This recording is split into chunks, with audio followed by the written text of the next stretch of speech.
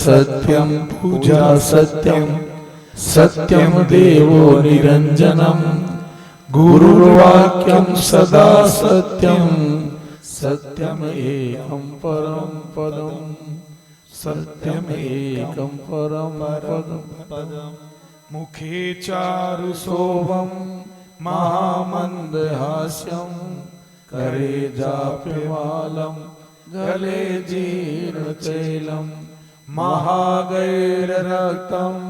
शिरस्थानजूटं परब्रह्मरूपं भजे जम्भमीशम्।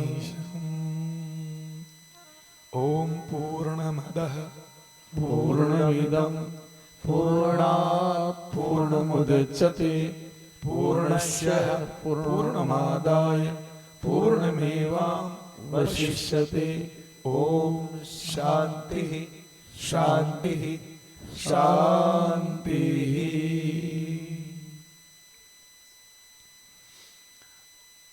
परात्पर अखिलेश्वर दीन बंधु पतित पावन भक्त वत्सल आकारण करुणा वरुणालय दीन स्नेही पतित उद्धारक श्री आनंद कंद श्री कृष्णचंद्र भगवान की महती कृपा, गुरुदेव की बड़ी महती कृपा और महती कृपा बड़ी महादेव की और महती कृपा हमारे ब्रह्मचारी त्रयमूर्ति की, जिनकी पावन कृपा पावन अनुग्रह हमें प्राप्त होता है। विगत वर्षों की भांति इस वर्ष भी अपनी पावन नगरी बेल्ढाना में गौशाला के पवित्र प्रांगण में श्री धेनु मानस हरि कथा का ये पावन आयोजन 7 दिवसीय ये कथा, जिसका आज शुभारंभ मंगल में कलश यात्रा से हुआ। आज मुझे पूरी कलश यात्रा करने का तो सौभाग्य नहीं मिला, लेकिन हाँ आधे रास्ते में से मैं भी आपके पीछे पीछे हो लिया था और मैं देख रहा था बड़े हर्षोल्लास के साथ सभी के चेहरे पर प्रसन्नता थी, चूंकि मंगल कार्य में हम लोग यात्रा कर रहे थे। तो जो भी कलश यात्रा में उपस्थित रहे हो, विशेषकर तो सभी के लिए है, लेकिन उनके लिए विशेष शुभ आशीर्वाद जिन्होंने शोभा यात्रा की शोभा को बढ़ाया और जो कलश लेकर चल रही थी माताएं बहनें, उनको मेरे हृदय से मैं नमस्कार करता हूँ, उनको शुभ आशीर्वाद प्रदान करता हूँ कि वो इस तरह से मंगल यात्राओं में भाग लिया करें। कलश यात्रा लेकर चलना ये बहुत ही सौभाग्य। इस बार कलश यात्रा पर मैं आपसे चर्चा करूंगा। कलश यात्रा कब प्रारंभ हुई, कलश यात्रा किसने की, इस पर इस कथा में हम लोग चर्चा करेंगे। कलश यात्रा का क्या क्या नियम है और कलश यात्रा जब पूर्ण हो जाती है तो वो जो माताएं बहनें कलश यात्रा लेकर आती हैं उनके लिए भी कुछ नियम होते हैं। तो मैं उनका आज तो चर्चा नहीं कर पाऊंगा, क्योंकि आज तो केवल भागवत जी को स्थापना करना था और कलश स्थापना करनी थी और आप सबको धन्यवाद और साधुवाद ज्ञापित करना था। अब ऐसे मार साहब सतीश जी आप सबको अवगत करा चुके हैं, पहले ही सब कुछ विधि और विधान आपको समझा चुके हैं।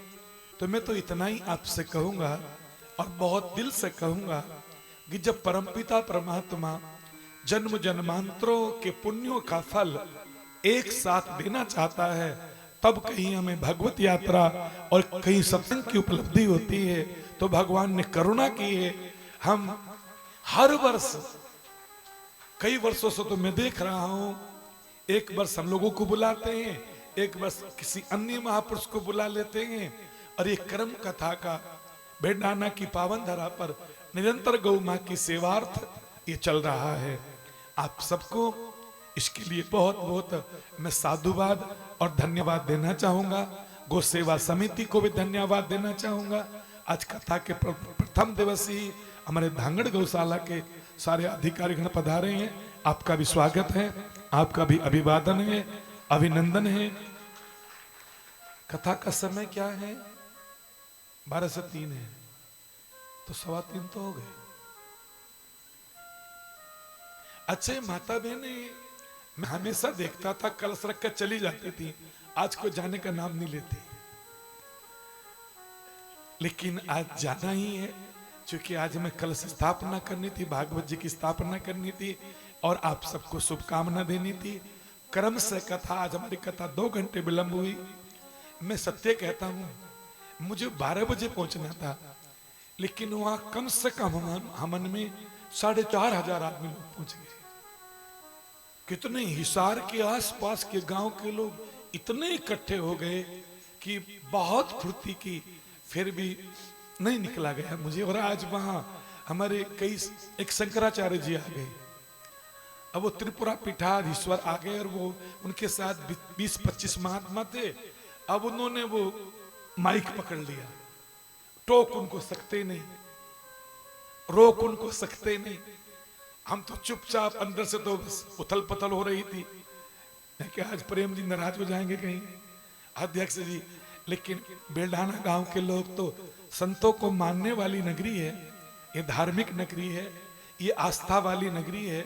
और ये आप जिस गली में भी देखोगे उस गली में मंदिर दिखाई देता है। मैं तो कहता है बेलडाना गांव की जगह टेम्पल प्लेज कर लो इसका नाम। इतने मंदिर इस नगर में हैं, हर गली में 4-4, 5-5 मंदिर हैं। तो लोगों में आस्था तो होनी ही चाहिए, श्रद्धा तो होनी ही चाहिए। और मैं फिर हृदय से निवेदन करता हूं, आज की कथा को यहां विश्राम देंगे और कल क्रम से ठीक 12 बजे कथा प्रारंभ होगी। लेकिन 3 बजे कथा पूर्ण होगी ये मैं नहीं कह सकता। 3:30 तो आप मान के चला करो रोज, और 4 बज जाए तो नाराज मत होना, ठीक है? तो आज मैं आपको बस यही शुभकामना देता हुआ कथा को यहाँ विश्राम दूंगा, क्योंकि आप माताओं बहनों को घर के बहुत कार्य होते हैं। तो आज सब अपने घर के लिए प्रस्थान करेंगे, उससे पहले हम भगवान की यात्रा करेंगे। और जैसे हमेशा मेरा योगदान रहता है, आज इस बार भी योगदान करूंगा। 51,000 रुपए आप मेरी तरफ से मैं आपका योगदान करूंगा। और मन करता है कि अच्छा काम हमें, अब गौशाला इतनी अधिक हो गई है कि मन तो करता बड़ा योगदान करें, लेकिन अब सैकड़ों गौशालाएं हो गई हैं, तो सबके लिए थोड़ा थोड़ा करना पड़ता है। तो आइए, मार साहब कुछ कहना चाह रहे हैं। सतीश जी जी बोलिए गौ माता की जय हो। तो सबसे पहले हमारे बीच पहुंचे धांगड़ गौशाला के सभी अधिकारियों को, जो पदाधिकारी हैं, सेवक हैं, इनके लिए जोरदार तालियां। और पूरे क्षेत्र के लिए ये धांगड़ गौशाला के जो लोग हैं हमारे लिए एक प्रेरणा के स्रोत हैं कि सेवा गाय की सेवा, गौशाला की संभाल कैसे की जा सकती है, ये इनसे सीखा जा सकता है। तो एक बार फिर से इन लोगों की जो भावना, श्रद्धा गौओं के प्रति है, इस गांव की जो श्रद्धा, दान की जो श्रद्धा इस गांव की है, इसके लिए हम क्या कहें, इनके लिए परमपिता परमात्मा से इस गांव के लिए यही दुआ कर सकते हैं कि और ज़्यादा हम इनसे प्रेरणा लें और ये भी और ज़्यादा ताकत के साथ इस कार्य को करें। तो समय आज गुरुजी ने जैसा कि बताया कि इनकी कथा गांव कालवास में थी, गौशाला के अंदर, और उस गौशाला के अंदर ये पहली कथा थी। अभी मैं और प्रधान जी और गांव के बहुत सारे लोग हम गए थे, और वो पंडाल था जी 120 बाय 120 का, 120 बाय 120 का, और जहां मेरे ख्याल में 4 से 5 हज़ार लोग कथा सुनते थे। गांव ज़्यादा बड़ा नहीं है, पर विश्वास बहुत बड़ा है पूरे हिसार क्षेत्र के। और आज जैसा गुरुजी ने बताया कि वहाँ हवन के दौरान 4,000 से भी ज़्यादा लोग, और जिस दिन हम गए थे उस दिन भी संख्या 3,500-4,000 के करीब रही और होगी। मार साहब उन्होंने उनके कथा में 55 लाख रुपया है। 55 लाख रुपए, जोरदार तालियां उस गांव के लिए। और गुरुजी ने स्पेशल जब कथा खत्म हुई तो मेरे को बुलाया, बोले मास्टर जी इधर आओ। मैंने कहा गुरुजी बोलो। बोले देखी भीड़ क्या? मैंने कहा देख लिया गुरुजी। तो हम तो देखो इतनी भीड़, गुरुजी प्रयास तो बहुत कर रहे हैं पर उतनी श्रद्धा है नहीं हमारे गांव में जितनी होनी चाहिए, पर फिर भी जैसी है उसके लिए हम अपने गांव की प्रशंसा ही करेंगे और उम्मीद करेंगे कि कल से बहुत बड़ा सौभाग्य है, इतना बड़ा सौभाग्य होना कि हम यहाँ पहुँचें और परम श्रद्धेय स्वामी राजेंद्रानंद जी महाराज के मुखारविंद से इस दिव्य वाणी को सुने। बहुत बहुत बड़ा सौभाग्य होना, ये एक बहुत बड़ी बात है। और आप इतनी ज़्यादा संख्या में माताएं और बहनें पहुंची आज पहले ही दिन। कल तो हम उम्मीद करेंगे कि सारा पंडाल माताओं से भर जाएगा। इनके लिए जगह ही मत छोड़ना, मैं तो कहता हूँ पूरा भर दो, इनके लिए और कहीं लगवाएंगे कल। तो जैसा कि हर जगह गुरुजी सबसे पहले अपनी तरफ से गौशाला से लेते नहीं है, 1 रुपया भी कहीं से लेते नहीं है, परंतु फिर भी इधर उधर से जो भी इनके पास आता उस राशि में से सबसे पहले गौशाला के लिए 51,000 रुपये की दान राशि इन्होंने दान दी है। इससे पहले 1 लाख रुपए भी कालवास दे करके आए हैं। और सैकड़ों गौशालाओं के अंदर साल में मैंने देखा कि ज़्यादा से ज़्यादा अगर पूरा साल भी लगे रहे ना तो 48 कथाएँ हो सकती है। 48, 2 महीने का ये ब्रेक लेते हैं मुश्किल से, तो 35 से 40। अब एक और भी किया इन्होंने कि ये 7 दिन को इन्होंने 6 दिन में कर दिया है कि जिस दिन कथा समाप्त होगी उसी दिन दूसरे गांव में शुरू कर देंगे, ताकि ये महीने में 4 की बजाय 5 हो जाए।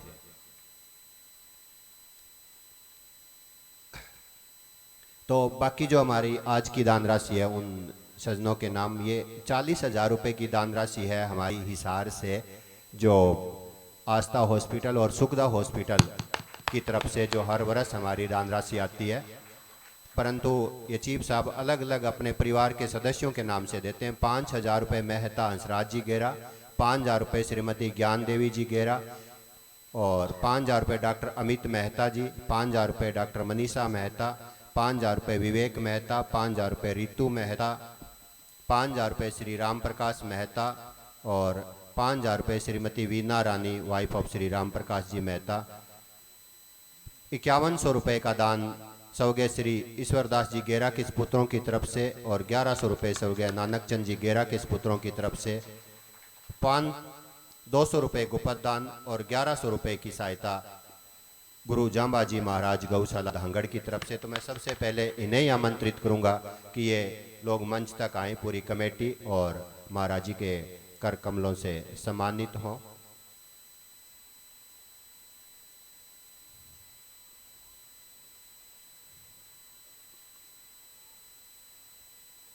और डॉक्टर साहब की तरफ से पूर्णचंद जी बजाज रहेंगे कि वो भी आए मंच तक।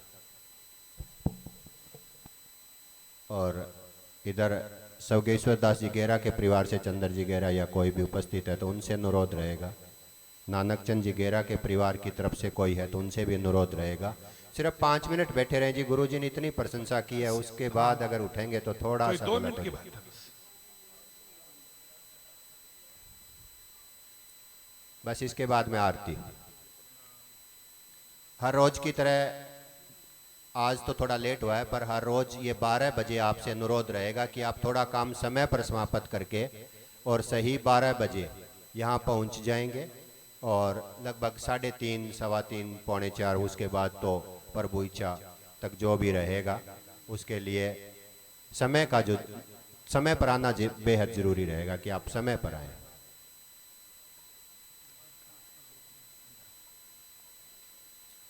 इसके बाद जो प्रसाद की व्यवस्था करना चाहता है वो अपना नाम यहाँ पर लिखवा सकता है। खड़े हो जाएं सब आरती के लिए। तो अभी आरती। हेलो। ओम। हेलो।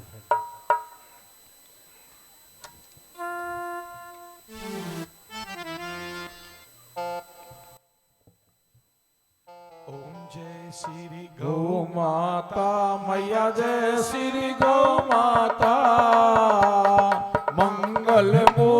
प्रदायिनी मंगल मुक्ति प्रदाय जन्म मरण त्राता ओम जय श्री गो माता। गुरु वशिष्ठ की सेवा नंद ने चित लाई मैया नंद ने चित लाई। कामधेनु से आरे कामधेनु से आरे सैनिक समुदायी ओम जय श्री गो माता। ब्रह्मा विष्णु विराजे शिव तन पर धारे मैया शिव तन पर धारे। गोमुख निकसी गंगा गोमुख निकसी गंगा आज सकल सारे ओम जय श्री गो माता। सूर्य वंश के राजा अमर दिलीप भये मैया अमर दिलीप भये। गौ माता की सेवा से गौ माता की सेवा पावन मोक्ष गए ओम जय श्री गो माता। भारत भूमि की रक्षा तुमने नित्य करी मैया तुमने नित्य करी। पंचगव्य का सेवन पंचगव्य का सेवन क्षण में बूढ़ी भई ओम जय श्री गो माता। कल युग त्रास निवारणी हरत गास भोगी मैया हरत गास भोगी। करे अन्न से सेवा करे अन्न से सेवा सुख पावे रोगी ओम जय श्री गो माता। सूर्य चंद्रमा नोग्रह जहाँ प्रताप करे मैया जहाँ प्रताप करे। गौ माता की सेवा से गौ माता की सेवा पातक पुंज करे ओम जय श्री गो माता। गो सेवा करो